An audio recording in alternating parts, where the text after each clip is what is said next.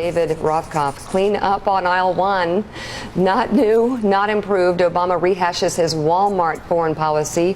John McCain, critical of the dates or timeline in the pullout of Afghanistan.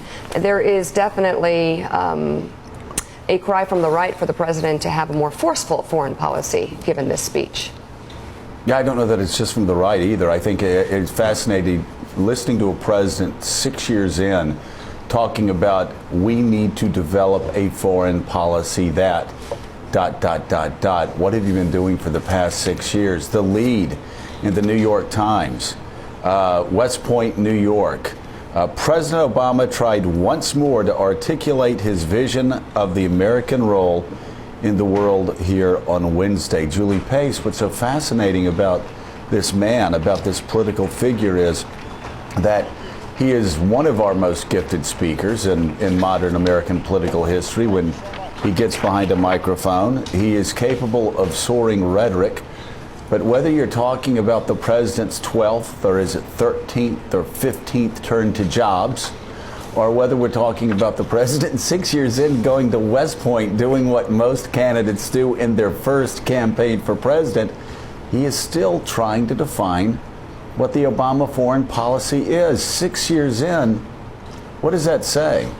Yeah, there was something about this speech that was a little odd. This is not the first major foreign policy address that the president has given. It's not the first time that he has tried to articulate this vision. He actually has done this since he was first running for president.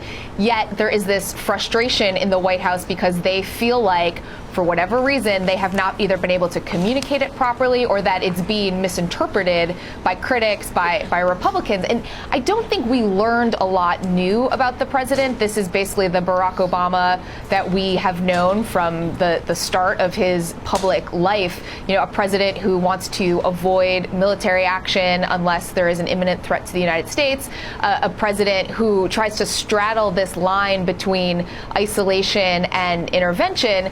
I do think that when it comes to terrorism, he did paint a fairly scary picture for the public who has lived through 13 years of wars that were designed to fight terrorists, and now he's saying this still remains the top threat.